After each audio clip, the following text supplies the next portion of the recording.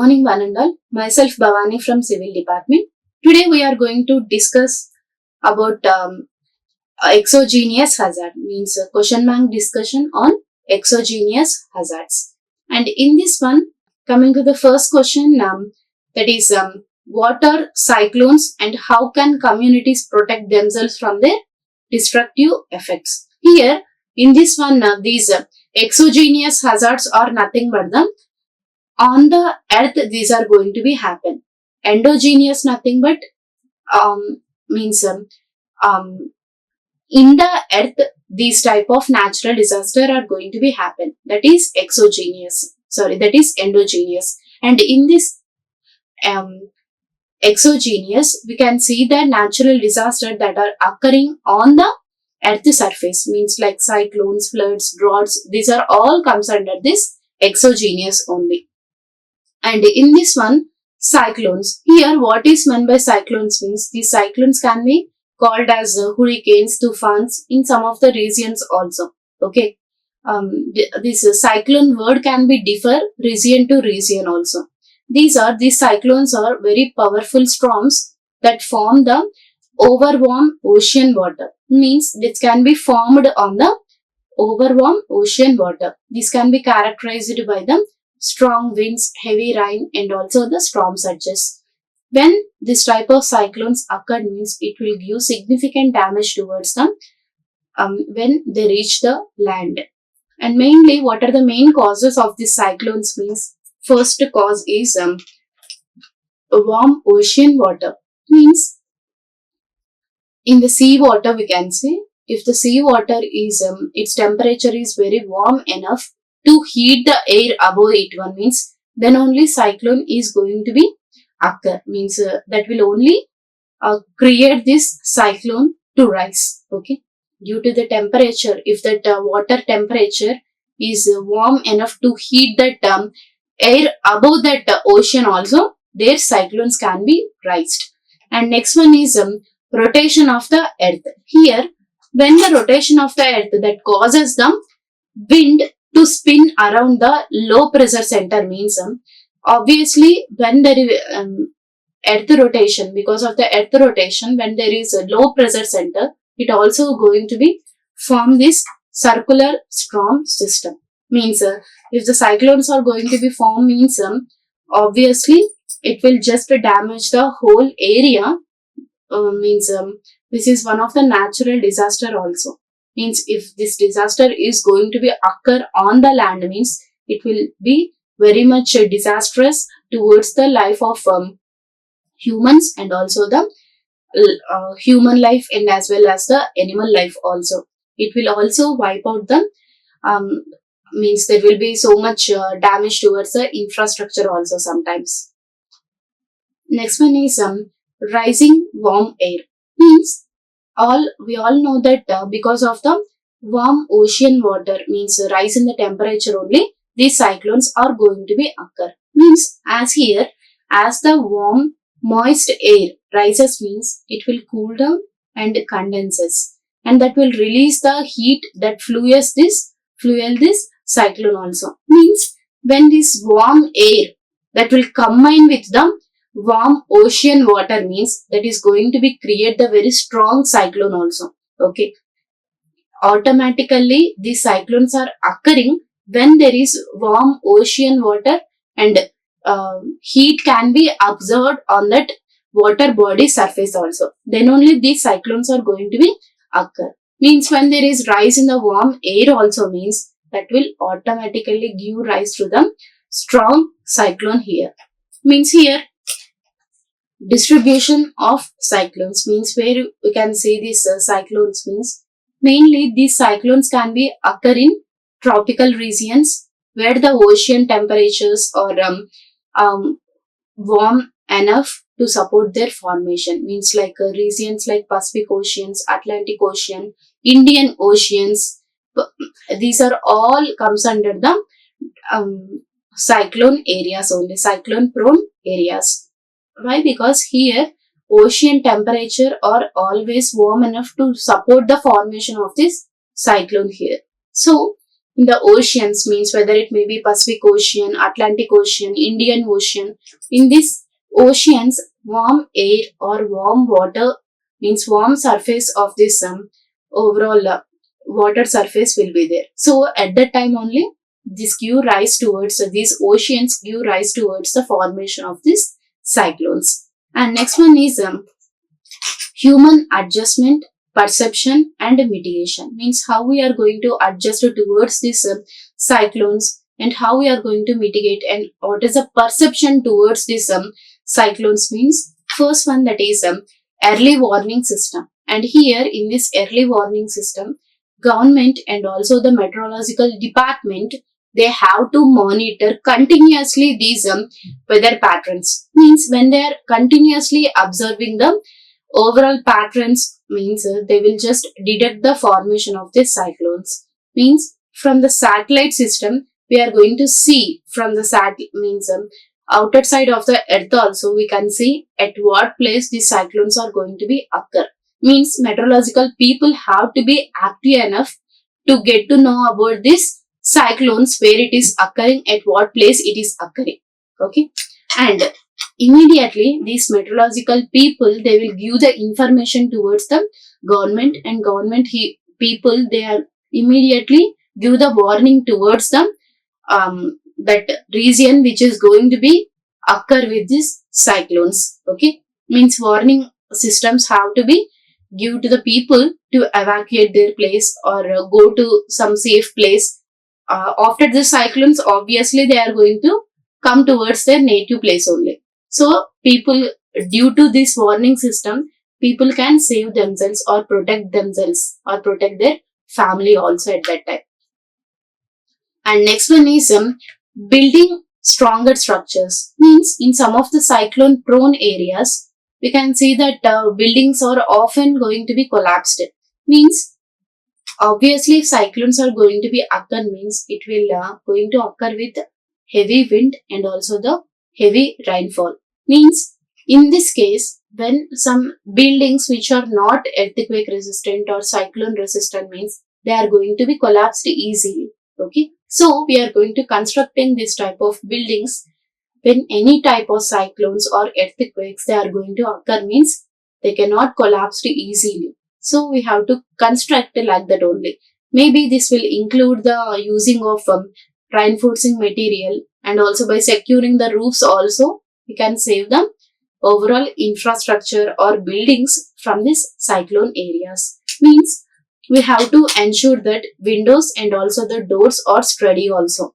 Means in when these strong winds and also heavy rain is going to be occur, means obviously windows and doors will be just shaking like anything. Means we have to close the doors, and that the doors and windows have to be active enough to sustain this type of cyclones also.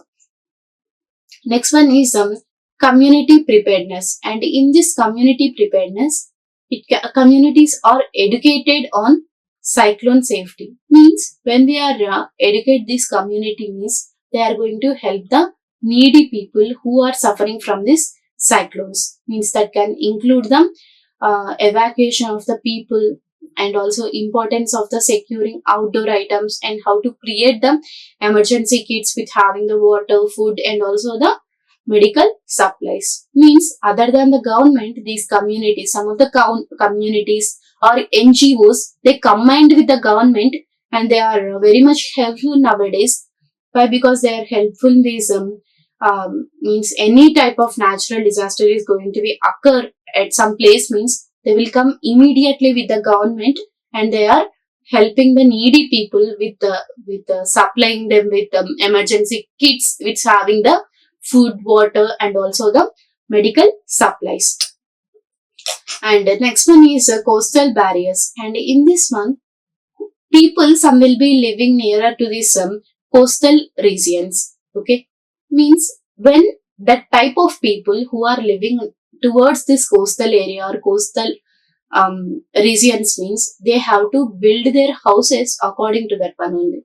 Means firstly, if the cyclones are going to be occurring, means it will just occur at the coastal areas only. Means after that only that the cyclones are going to towards the other places. So we have to build the coastal barriers in that coastal regions also. Means such as sea walls we can construct to reduce the impact of this storm surges that will accompany with the cyclones. If storm surges and also the cyclones, these two are going to be combined, means that will be a very great damage towards the people who are living nearer by these coastal regions. And coming to the next one, that is water floods and what measures can be taken to reduce their impact in India. Mainly in our India, floods are very common in any region of our India. Means sometimes these floods are occurring due to the overflow of rivers or due to the sudden releasing of this reservoir water or due to the heavy rainfall also. Means when we are going to eradicate this or how we are going to mitigate, means we have to be very careful, and also if any river flow is coming towards in some of the areas, means we have to get the information before only so that we can evacuate that place, like that we can do. And here floods, what is the floods and where we can see this one, means floods can be occur when the water overflows on the land, that can be usually dry. Means if the heavy rainfall is going to be occurring, means when rainfall, this rainwater when that goes towards the earth surface, means overall earth surface will be dry.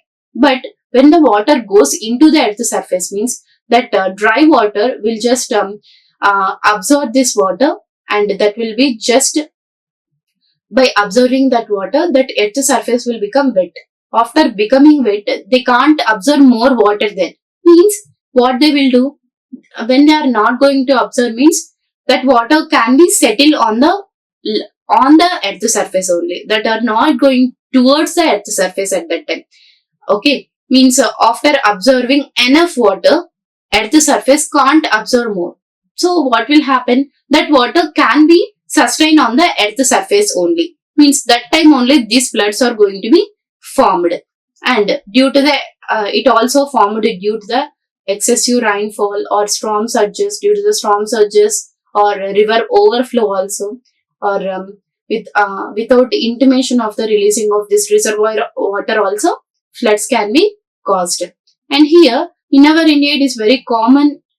Flood is one of the common occurrence during the monsoon season. What are the main causes of these floods? Means heavy rainfall. Means when there is a prolonged, means some weeks rainfall it is going to be occur, means that also leads towards the floods. Why? Because this prolonged and intense rainfall can overwhelm these drainage systems, okay, and rivers, which can lead towards the flooding here.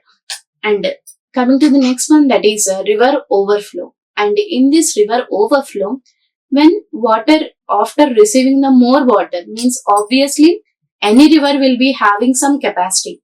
If because of this heavy rainfall, it is going to be exceeds that capacity. Means if it is going to exceed capacity, means these excess amount of water, they are going towards the downstream. Means that also leads towards the floods. Why? Because these rivers will receive more water and then they carry that water towards the banks. Means flooding can be surrounded with some downstream areas. Means downal areas like rural areas will be there. There floods can be seen easily, and in some areas urban areas will be also facing these floods due to the overall failure of the drainage system also. Okay. And next one is a poor drainage system. And in our India, in so many areas, drainage system is very much poor. If the drainage system is very good, means these floods cannot be happen in some of the areas. In these urban areas, if the drainage problem is there, means that will be a very much damage towards them, that living people who are living in that urban areas. Why? Because every time floods can be occurred in the region because of the failure of this drainage system. And coming to the next one, that is flood hazards in India. Means if in our India floods are going to be occur means what we can face. What we can face when these floods are occurring means there will be so much loss of life and property. Means these floods can cause widespread destruction and that will lead towards the loss of life. And also there will be displacement of the people and displacement of the population that will damage the in some areas. Because of these floods it can damage the homes, infrastructure and also the agriculture. Means obviously agricultural fields needs some agricultural fields needs more water, but after getting the more water also again getting excess of amount of water means those crops are going to be destroyed. Means that is also one of the main cause of this um, floods. And the next one is health risk. Means when there will be contamination of the water or if there is a stagnant of flood water is there means that is going to become the breeding grounds for diseases like cholera, dengue and also the malaria. Means in this stagnant water only these mosquitoes can be breed at that time. Means when they are breeding means automatically that is going to be cause the diseases like cholera, malaria, dengue like that one. And next is economic impact. Means because of this floods also there will be so much economic impact towards the society. Means that can impact the transportation facilities, communication facilities and trading facilities also. That may lead towards the heavy economic losses.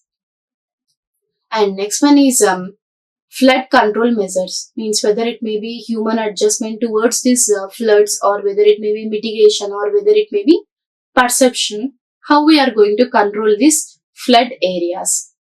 And here firstly we have to improve the drainage systems. Means here we have to enhance the urban drainage system to prevent the waterlogging and to reduce the flood risk. If the drainage system is nicely prepared means there will be no floods occurring in these urban areas. In rural areas floods can be occurred but very rare it is going to be occur. Why? Because there will be so much of trees means who are going to absorb this water. Means when they are observing means there will be very less amount of floods occurring in the rural areas. But in urban areas there will be no trees means deforestation are doing because of the development of these urban areas. So when we can enhance this urban drainage system means we can prevent the waterlogging and also we can reduce the flood risk. And coming to the next one, that is river management. Here obviously these floods can be occurred because of the river overflow. Means if river is overflowing means we can construct the embankments there. Also we can construct the dams and also levees constructed to control this river flow and by preventing them from the heavy rainfall. Okay. Means obviously we are storing the rainwater in the dams itself. Means in the reservoir we are storing this rainwater. When it is needed, when the water is needed only, we are just leaving that reservoir water towards the towards some other facilities. Means whether it may be agriculture or whether it may be industrial purpose, we are leaving that reservoir water towards the needed people only or needed for the needed facilities only. And the next one is reforestation. Here nowadays deforestation we are doing so much because of the development of urban areas. Because of this deforestation also floods are occurring very huge in amount when comparing with the previous decades. In these years floods are occurring in so many areas because of the deforestation. So if we are going to plant more trees means the trees are going to be absorb this rainwater that may reduce the risk of flooding because by improving the soil stability also. So reforestation can be done means again planting the trees to means when this heavy rainfall occur means the trees can absorb that water and that can reduce the floods also. Next one is community awareness and preparedness. Here we have to educate the communities, and also we have to educate the people. Means when these floods occurring, means what are the risk and what we have to be prepared when these floods are going to be occurred, and what are the response strategies we are going to face. Means that can be include the evacuation plans, and also importance of not building on this flood prone areas. Means it also can reduce the impact of the floods here. And coming to the next question, that is what are droughts and how do they affect the agriculture in India? This drought is nothing but the prolonged period of abnormally low rainfall or low precipitation. Means due to the low precipitation, means causes of these droughts may be deforestation also sometimes.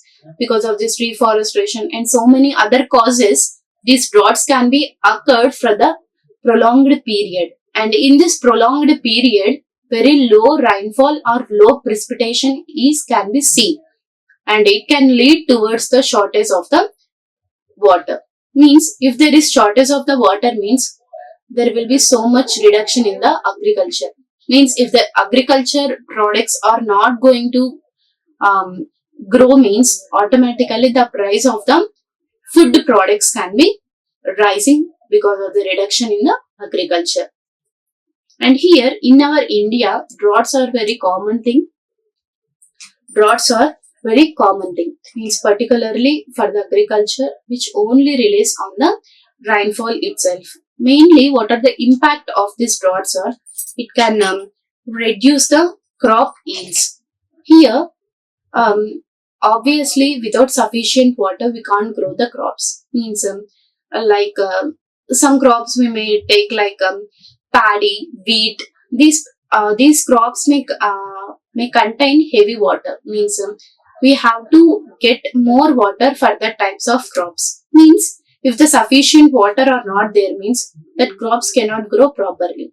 That will leads towards some reduced yields, or it can complete the crop failure also. Means uh, at some time it can grow, but after there is no water, means that crop can be failure. Okay. In some areas, this crop can be means they are growing that crop in a very large amount. Means they are having more water also at that time. Means there will be rise in that crop at the time of that drought also.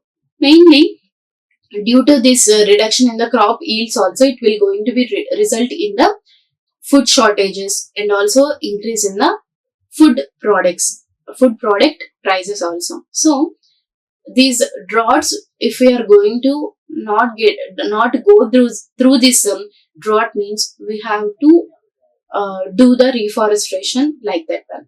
And next one is soil degradation. Here mainly drought condition, it will lead towards the drying of the soil. Means if there is a drying of the soil, means obviously these agricultural land is going to be infertile. Means if it is less fertile, means there will be no crops that are going on that agricultural land. So because of this droughts also, we are going to face the soil erosion also. Soil erosion is very common thing when the droughts are going to be occur. And due to this soil erosion, our land is going to become the less fertile one. And next one is livestock losses. And here, droughts can also affect the livestock here. Means so many livestock like buffaloes, cows, and also sheep, goats. These are all depend upon the vegetation. Okay, means because agricultural fields, they may be depend on the water, but it also sometimes we need to get means without any harmful chemicals that may be spray on that agricultural fields, we may just leave the livestock towards our fields, and that also leads towards the um, growth of the crops. Means after the completion of this growth also, we have to just leave the animals like cows, buffaloes, and also goats to just eat that vegetation. Means if the vegetation is not at all there, means obviously livestock is going to be lost their life, and also that will lead toward the death of animals, and that will decline in the livestock production also. So livestock is very much important for the agricultural purpose also. And coming to the next one, that is economic strain. Here in our India, agriculture is the main source income, major source of income in our India. If the droughts also can lead towards the financial hardship for the farmers, it also leads towards the payoff debts, or it can also sustain their livelihood. Means obviously we are seeing means from the previous decades, and now also we are seeing so many farmers, they are dying because um, they can't pay their debts, or they can't pay their loans also. Means so many farmers, what they will do means for the um, planting of that crop, they are taking loans from the banks. Means after that, because of these droughts, that crop is going to be failed. Means automatically that farmer, they can't pay off their debt towards the banks. Means they are just they don't want to see their crop to be dead, or they can't pay their debts also. Means they are just dying to not paying this debts also. So many farmers, they are dying. So our government have to take, and they have to come forward to take the action. Means by paying the farmers with the minimum amount to pay off their to make their livelihood, or sometimes they may pay off their debt also. Okay. And here it also, because of this reduction in the crop growth also, that will leads towards the economic loss towards the people and towards the government also. And next one is drought hazards in India. And in our India, mainly where we can see this drought means first one, that is vulnerability. Means where we can see this drought hazards in our India means in the areas like Maharashtra, Karnataka, and Rajasthan. These are more drought prone areas. Why? Because due to their resilience on the monsoon rains, and also the limited access towards the irrigation. Why? Because in these regions there will be very limited land for the agricultural purpose. Why? Because we can say Rajasthan. Rajasthan most land is filled with the desert only. Means there they can't grow the crops. So in their areas, if the droughts are also happen, means they can't depend on their agriculture. Okay. And here likewise food security. Means obviously droughts can threaten the food security in India. Means like they are going, because of these droughts, they are going to reduce the growing of the essential crops like rice, wheat, and also pulses. Means obviously in some areas paddy also can be reduced because of this drought also. Means if the reduction of the crops like wheat, rice, and also pulses are reduced, means that also leads towards the economic loss and also food security in India. And next one is drought control measure. How we are going to control these droughts means firstly water conservation. Here so many government, they are doing researches how we are going to mitigate this type of droughts. After doing so many of researches like that one, they just give us some control measures here. That one, first one is water conservation. Here in this water conservation, farmers are encouraged to use some water saving techniques. Means here we are having drip irrigation. And in this drip irrigation, what it will do means, this drip irrigation, if this is your overall land, means here your crops will be there. Means only we are going to fix the plants here. Means pipes, just very small pipes we are going to fix towards the crops. Means only where there is crops, only there water is going to be released drop to drop here only. Okay, this is one of the best technique we can save. Means best technique we are going to save the water by using this technique also. Okay, means just at the place of this crop only, we are going to release the water drop to drop. By that one, it will be very beneficial towards us and towards the growth of that crop also. Means we are going to conserve the water. Means obviously we know if the droughts are going to be happen means we can't protect that crop. So by using these techniques like a drip irrigation or sprinkler irrigation also, we can make the most of the available water resources. Means we can easily protect the crops and also we can easily conserve the water also. Next one is rainwater harvesting. And in this rainwater harvesting, we are going to collect and store the rainwater during the monsoon region. Means when we are going to collect and store this rainwater in the reservoir or in some small water bodies also, it can provide them valuable water source during the summer season. Okay, means obviously in monsoon season there will be so much of the rainfall. Means at the time only we are going to store that rainwater, and after in the summer season there will be no rainfall.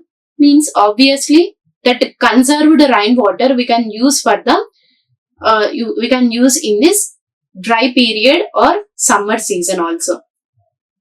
Next one is drought resistant crops. And in this drought resistant crop, we are going to develop and also plant the crops that will require the less water. Means some of the crops like dragon fruit we can say. Means obviously in south region also in our India, south states also nowadays they are growing dragon fruit. Why? Because that dragon fruit will require only very less amount of water, and there will be very much tolerant towards this dry condition. So when we are going to develop this type of crops means obviously we can some of the pulses will be there that may need very less amount of water. That also we can develop and plant that type of crop which having or which require the less amount of water. Means it can be very much tolerant towards the dry condition. So we can mitigate the impact of these droughts on these crops also. Next one is government support. Here, Indian government are also providing the financial support and also crop insurance towards the farmers who are affecting because of these droughts. Means obviously when these farmers they are facing the droughts means government are giving some amount towards that farmers who are affected, whose crops, whose agricultural fields are affected by these droughts, and helping that people to recover from these losses and continue farming also. Means so many people they are just living the farming because they are facing so many droughts in the previous decades. Means when they are facing these droughts means obviously they will lose interest on the farming. So many rural people they will just depend on the agriculture only. If they are continuously facing these droughts means obviously they are going to leave that farming and they will be just going towards the daily labor work also. So government is already providing some amount towards the farmers whose land is affected by these droughts also. And nextly, water chemical hazard and how can their affected be and how can their effects can be managed. Here in this one, chemical hazards are very much dangerous. Why? Because when these chemical hazards nothing but releasing of the toxic gases. Means when any harmful substances that will go towards the environment means whether it may be intentionally or whether it may be accidentally, when they go towards the environment means that will contaminate the air, and air pollution can be started at that time. That will result means these hazards can be result from the agricultural practices or industrial activities or also natural processes also. And here what are the main types of chemical hazards we can see means release of toxic chemicals. Means in the industrial accidents or chemical spilling or leaks, in some industries there will be leakage of chemicals. Means they already know there will be leaking of the chemical. They will just leave. They will just leave like that. Means that will be very much hazardous towards the outside people. Means inside of the industry people, they will already wear the overall gloves, mask, everything. Means that they may be not at risk at that time. But whether that chemical that will go towards the water or go towards the some other air, means that will contaminate both the air pollution and that will contaminate the water also.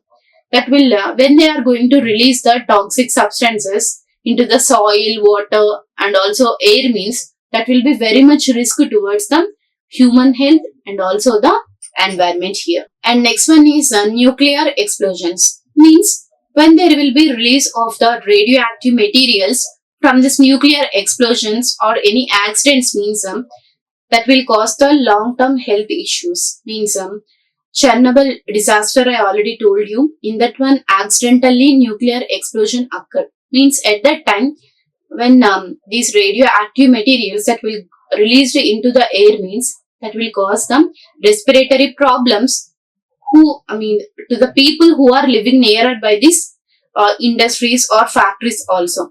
And overall, if the environment is contaminated, means when we people or animals, if they are going to inhale that type of air, means they are going to get the lung diseases or respiratory problems, and so much damage can be done towards their liver also. So these nuclear explosions are also very much dangerous hazards towards the humans and as well as the animals also.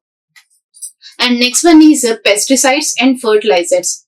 And here, when we are going to overuse or improper disposal of these pesticides or fertilizers in the agriculture, means that will lead towards some soil pollution and also the water pollution. Means if you are using these pesticides and fertilizers, means we have to add some specific amount, not more than that amount we can't use. Okay, if you are going to use excess amount, means that will damage the soil and as well as the water pollution can be raised at that time. That will affect the ecosystem and that will affect the human life also, and human health also can be affected because of this soil pollution and also the water pollution.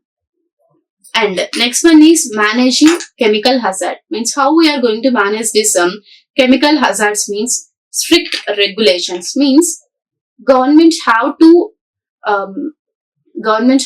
enforce the regulation to control the usage and also storage of this hazardous chemicals. Means whether it may be pesticides or fertilizers, or whether it may be radioactive substances or any explosive substances. The government have to take strict action. Means where they are storing that harmful chemicals, government have to be very much careful, and they have to give permission towards that type of industries who protect their industries and also the factories from the leakaging or chemical spilling of that one. Okay, means by doing this one, government can prevent the accidents. Okay, means some protocols have to be followed by this government to prevent this type of accidents like chemical spilling or leaking of these chemicals or releasing of the toxic gases into the environment also. And next one is emergency response plans. And here, when any chemical spill or any nuclear explosion occur, means immediately emergency response teams have to be trained enough to contain and clean up that hazardous also. Means obviously when that explosion is occurred, means overall people will be trained for that one. Trained for the type of disasters or hazards. Means that people have to be get information immediately and they have to come towards that that place, and they have to minimize that overall spilling of that chemical. Why? Because if that chemical that will go towards the air or water, means that will be a great impact towards the people and as well as the environment. So before going towards that contamination of the air and contamination of the water, or whether it may be soil also, before that only, these emergency response teams have to be active and they have to clean up that hazard waste also, whether it may be chemical spilling or like that one. And next one is public awareness. Here we have to educate the communities about the risk of this chemical spilling or releasing of the toxic gases into the air or into the soil or into the water also. Means these chemical hazards are very much dangerous. Means immediately it takes action towards the health of the humans and also the animals also. Means when this type of chemical hazards occurring, means what are the preparedness we have to face at that time. Means how we are going to prevent these incidents and how we can reduce the exposure towards that chemical also. We have to know everything. And next one is environmental monitoring. And we have to monitor the means regular monitoring of this air, water and also the soil quality is a must towards the reduction of this chemical hazard. Means by doing this one, it also detect the chemical contamination early, that will allow them timely intervention and also the remediation at that time. Means by monitoring this one, we can easily detect that problem and immediate action can be taken towards that place and remedy can be easily given to that place at that time. And next one is what is soil erosion and what are the some method to prevent that.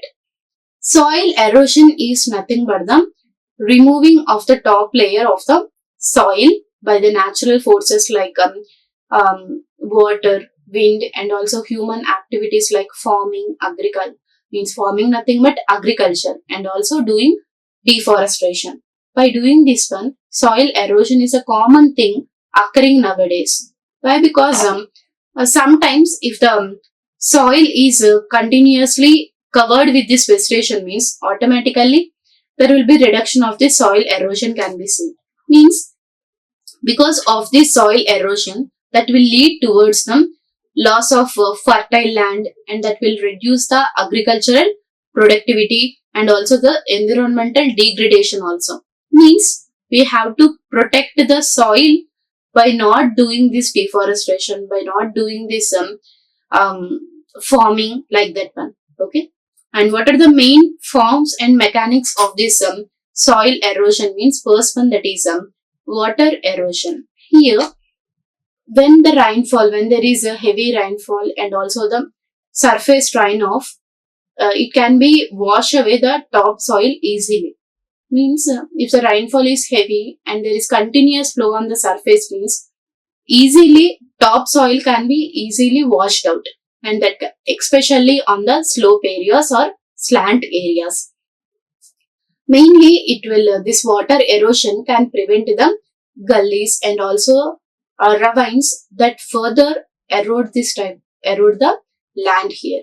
And next one is wind erosion, and due to the heavy winds also soil can be eroded easily, that will give rise towards the soil erosion. Means the strong winds that will just blow out the loose and also the dry soil particles, that will also lead towards the loss of valuable topsoil. Why? Because in the topsoil we will be having so much of nutrients, minerals we will be having. Means if the topsoil is washed out, means automatically that nutrients and also the minerals that will also be in the topsoil is eroded. Means agricultural fields can't be grown easily. Means we have to get help of this fertilizers and pesticides to grow that agricultural crops also. And next one is human induced erosion. And in this human induced erosion, due to the human activities like deforestation, overgrazing and also the poor agricultural practices, these are all give rise towards the soil erosion. Means by removing the vegetation that protects the soil. Means obviously nowadays we are seeing so much deforestation. Means for the development of the urban areas, everywhere we are seeing the deforestation. Means previously it will be forest, but now it is a most developed area also. In some of the areas we will be seeing like that only. Means Because of this deforestation, this soil erosion can be easily occurring. So, by removing this vegetation, which is protecting the soil erosion means topsoil is eroded by this wind also. And next is factors and causes of the soil erosion.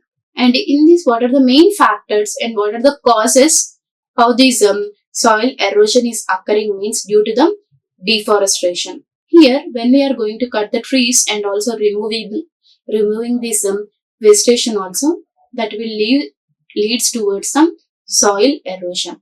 When after removing that vegetation, obviously soil is exposed towards the climatic condition. When it is exposed towards the climatic condition means there will be occurring of the heavy rainfall or strong winds can be occurred. At that time, soil can be eroded easily.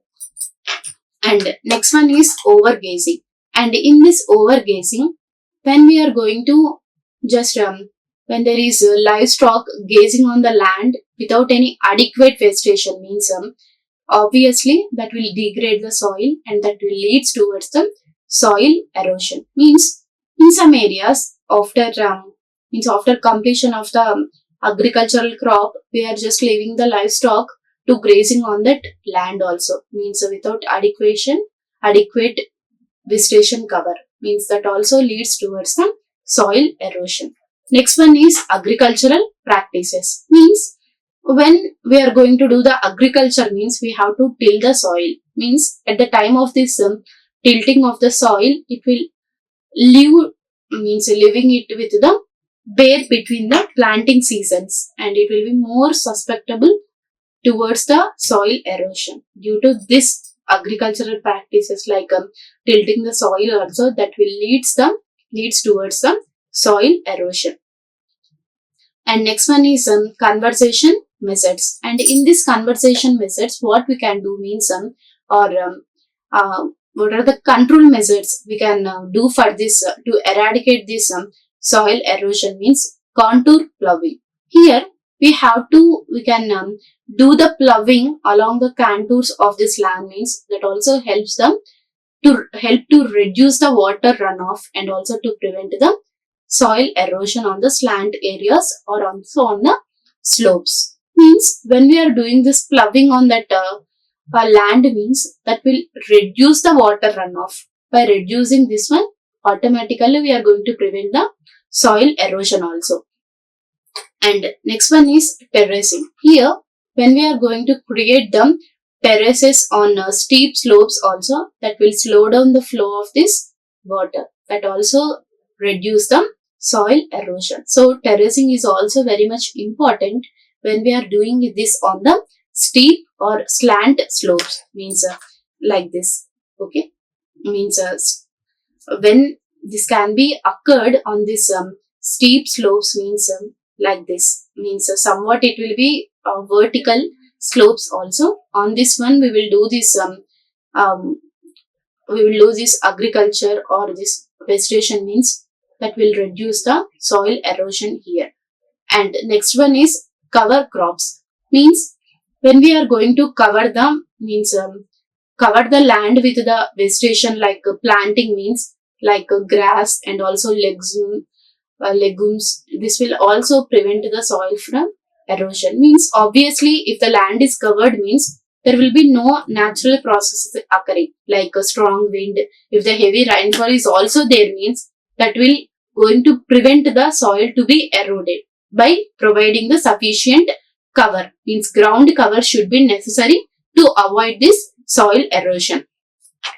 And next one is reforestation. Here, if we are not going to do this deforestation, again we are going to plant the trees and again we have to restore the vegetation means that will help and also stabilize the soil and that will prevent the soil erosion here. So planting the trees is very much necessary to eradicate these disasters like droughts and also soil erosion and also the floods also. So in this one, reforestation can be done to prevent the soil erosion here.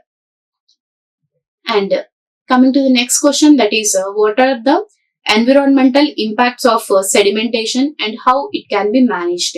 Here, what is meant by sedimentation is it is a process by which the particles like soil or debris, it can be transported by the wind or water or natural processing only.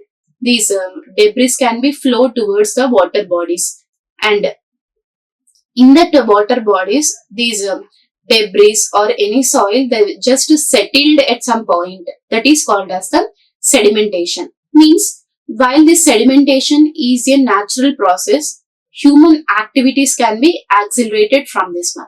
That will lead towards the environmental problems. Means when these floods are occurring, means if the sedimentation is there, means floods can be easily occurred when the heavy rainfall will be there.